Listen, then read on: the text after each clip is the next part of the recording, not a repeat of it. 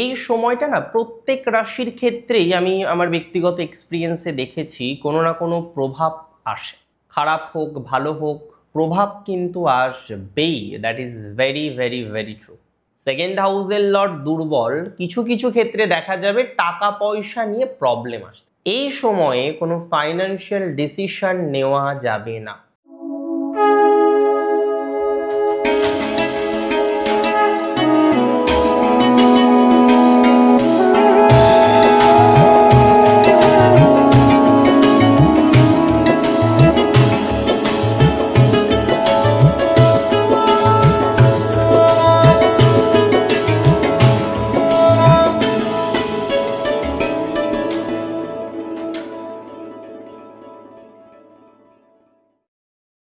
নমস্কার, জয় শ্রী গণেশ।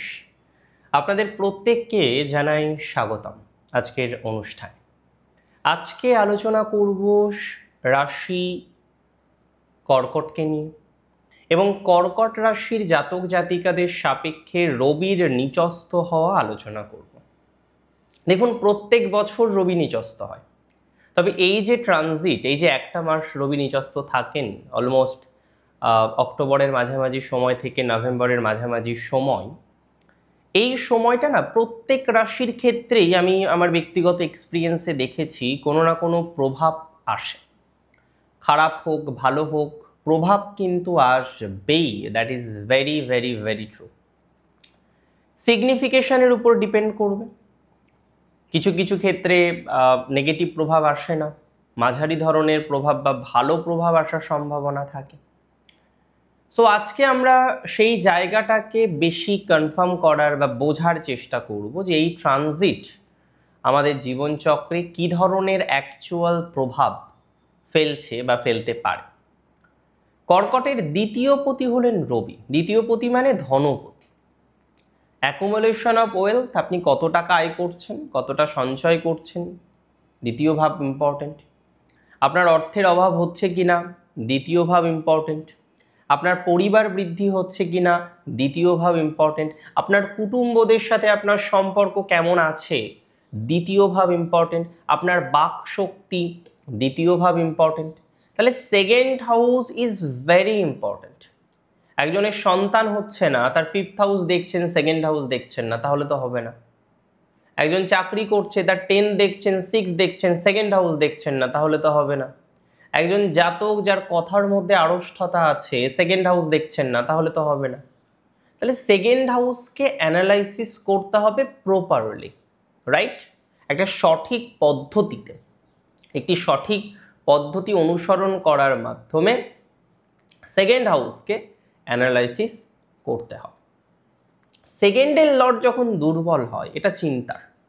তবে আমি আপনাদের জানিয়ে দিই, এই যে রবির 1 মাসের নিচস্থ অবস্থা, এই 1 মাস সময় কিন্তু সেম নয়। মানে 1 মাসের প্রত্যেকটা দিন সেম যাবে না, গ্রহগত সঞ্চারের প্রভাবও সেম আসবে না। মাথায় রাখবেন, এই ট্রানজিটে দুটো ভাগ। ফার্স্ট নিচস্থ থাকছে এবং এটি একটি ট্রু ডেভিলেশন, যেখানে নিচস্থ থাকবে, নিচস্থের ফলাফলই দেবে। এবং নিচস্থ মানে নেগেটিভ, এটা সবার আগে বুঝতে হবে যে একটা প্ল্যানেট দুর্বল হলো, নিচস্থ মানে কি, তার পাওয়ারটা কমে গেল, তার শক্তিটা কমলো। ইট ডাজন্ট মিন যে সেটি তাকে নেগেটিভ প্রভাব দেবে। No, isn't it? এটা নয়।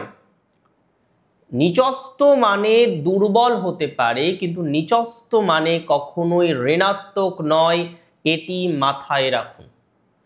সেকেন্ড হাউসের লর্ড দুর্বল, কিছু কিছু ক্ষেত্রে দেখা যাবে টাকা পয়সা নিয়ে প্রবলেম আসতে পারে। মাথায় রাখবেন, কর্কটের হাত থেকে যদি এখন পয়সা বেরিয়ে যায়, সেই পয়সা রিস্টোর করাটা কিন্তু কঠিন হতে পারে। তাই এটা খেয়াল রাখুন, আপনার হাত থেকে পয়সা বেরোচ্ছে নাকি।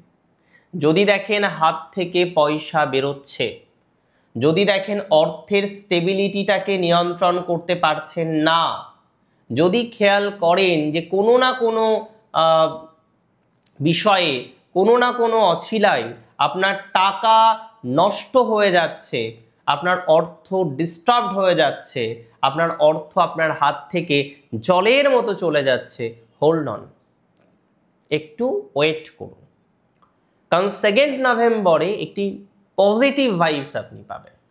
যে সামান্যতম অসুবিধার জায়গা দিন 15 মানে 17ই অক্টোবর থেকে 1 নভেম্বরের মধ্যে তৈরি হতে পারে, তার সম্পূর্ণ নিরসন 2 নভেম্বর থেকে শুরু করে 16ই নভেম্বরের মধ্যে কিন্তু হয়ে যাবে। কর্কট রাশির জাতক জাতিকাদের কি কি ডিস্টার্ব হতে পারে তারপরে ভালোভাবে সেটা বলি। দেখুন, অবশ্যই পজিটিভ হবে ফাইন্যান্স, তবে 1 নভেম্বর থেকে 16ই নভেম্বরের মধ্যে। এই সময়ে কোনো ফাইন্যান্সিয়াল ডিসিশন নেওয়া যাবে না। কবে? 17ই অক্টোবর থেকে 1 নভেম্বরের মধ্যবর্তী সময়ে do not take any financial decision. কোনো রকম ফাইন্যান্সিয়াল ডিসিশন প্লিজ নেবেন না। কোনো রকম ফাইন্যান্সিয়াল ডিসিশন নিয়ে একটা সমস্যার মধ্যে পড়তে পারেন, কোনো রকম ফাইন্যান্সিয়াল ডিসিশন নিয়ে একটা বিপদের মধ্যে পড়তে পারেন, একটা জটিলতার মধ্যে পড়তে পারেন। সুতরাং do not take any decision, do not take any financial decision between 17 October and 1 November. আমি মনে করি আপনাদের যাদের সন্তান রিলেটেড ইস্যুস আছে, অনেকেই আসেন যাদের কর্কট রাশি, তারা সন্তান রিলেটেড ম্যাটার নিয়ে সত্যি বলতে কি অনেকে চিন্তার মধ্যেও আছেন, প্রচুর চিন্তা বা দুর্ভাবনা বা দুশ্চিন্তার মধ্যেও আছেন, এবং তারা চাইছেন আইভিএফ বা অন্যান্য কোনো প্রসেসের মধ্যে দিয়ে কন্টিনিউ করতে। দেখুন, আপনি আইভিএফ করবেন তাতে আমার তো কোনো সমস্যা নেই, কিন্তু আমি চাই আপনার চেষ্টাটা ডেফিনেটলি মেডিকেল সায়েন্সে আপনি সহযোগিতা পাচ্ছেন, তার মাধ্যমে আপনি আরও বেশি উন্নততর জায়গা তৈরি করতে পারবেন, দ্যাটস ভেরি ট্রু। কিন্তু আমি মনে করি কোনো না কোনোভাবে আপনার প্রোগ্রেসও হবে, আপনার অশান্তি মুক্ত হওয়ার সম্ভাবনার জায়গা অনেক বেশি রয়েছে। আমি মনে করি আপনি অনেকটা রিল্যাক্সেশনের জায়গায় নিজেদেরকে নিয়ে যেতে পারবেন, অনেকটাই স্বস্তির জায়গায় নিজেদেরকে নিয়ে যেতে পারবেন। 2025-এর 1 নভেম্বর থেকে আপনি যদি পরিকল্পনা করেন বা 1 নভেম্বরের পর যদি আপনি প্রসিডিওরগুলো ফলো করার চেষ্টা করেন, সেটি আপনাকে অনেক অনেক অনেক ভালো ফলাফল প্রোভাইড করতে পারে, সেটি আপনাকে নিঃসন্দেহে অনেক ভালো ফলাফল প্রোভাইড করবে। সো চিন্তা করব না আমরা, যত চিন্তা কম করতে পারি ততটাই ভালো। অতিরিক্ত চিন্তা সমস্যাকে রিপ্রেজেন্ট করবে, অতিরিক্ত চিন্তা নেগেটিভিটিকে রিপ্রেজেন্ট করবে, অতিরিক্ত চিন্তা অসুবিধার মধ্যে আপনাকে ফেলতে পারে। তবে এই সময়ে জমি কেনা, বাড়ি কেনা, এগুলো থেকে আপনাকে বিরত থাকতে হবে। যদি সেটা না থাকেন তাহলে কিন্তু প্রবলেম হতে পারে। আপনি জমি কিনবেন, আপনি বাড়ি কিনবেন, আপনি ফ্ল্যাট কিনবেন, আপনি বিল্ডিং কিনবেন, আপনি কিনুন, আপনি কিনতে পারেন। যে কোনোভাবেই আমি আপনাকে একটাই কথা বলবো, 2025-এর আজকে অক্টোবর মাসের প্রথম দিক, আমরা আলোচনা করছি 15 তারিখের পর, অলমোস্ট 17ই অক্টোবর থেকে। তো 17 অক্টোবর থেকে যে টাইমটা that you are going to get, that is very very very tough for some days. But 1 নভেম্বর থেকে সেই টাফ জিনিসটাই থাকবে না, আপনার পজিটিভ ভাইবসটা প্রচুর পরিমাণে আসবে। তবে একবার হাত থেকে পয়সা বেরিয়ে গেলে কিন্তু মুশকিল, তাই ইনভেস্টমেন্ট করবেন ধীরে করুন। যদিও আমি মনে করি আপনাদের যাদের সাথে কথাবার্তায় ডিস্টারবেন্স হয়েছে, সম্পর্ক খারাপ হয়েছে, আগে ভালো যোগাযোগে ছিলেন, বর্তমানে ভালো যোগাযোগে নেই, বর্তমানে একটা নেগেটিভ ভাইবস আপনাকে বারবার যন্ত্রণা দিচ্ছে, তাদের পজিটিভিটির জায়গাটা অনেকটাই বৃদ্ধিপ্রাপ্ত হবে বলে আমি আপনাকে অনেকটাই অ্যাসিউরিটি দিচ্ছি যে সেটি আপনাকে একটা ডেভেলপমেন্টের দিকে নিয়ে যাবে। মানে প্রাথমিক অবস্থায় এই ট্রানজিটের দুটো আঙ্গিক, প্রথম আঙ্গিকটা ডিস্টার্বড হলেও 1 নভেম্বরের পর থেকে এই আঙ্গিক আপনাকে নিঃসন্দেহে স্টেবল করবে।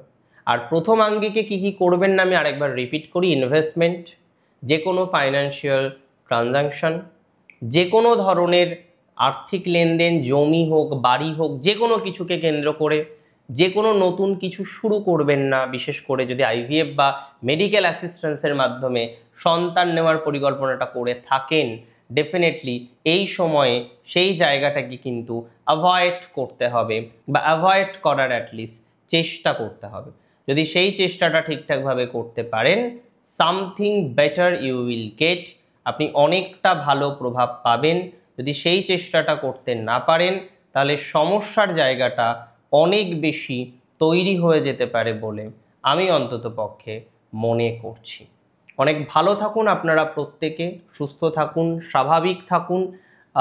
শেষ করছি আজকে এখানেই আজকের অনুষ্ঠান। রবির নিচস্থ হওয়ার যে ফলাফল সেই সংক্রান্ত অনুষ্ঠানটা শেষ করছি। আপনাদের প্রত্যেকের জন্য শুভকামনা রইল এবং বিশ্বাস করি আমি যে খারাপ কিছু হবে না। সাময়িক অসুবিধা হলেও সেটি নিঃসন্দেহে ম্যানেজেবল হবে বলে মনে করা যায়। ভালো থাকুন আপনারা। জয় শ্রী গণেশ।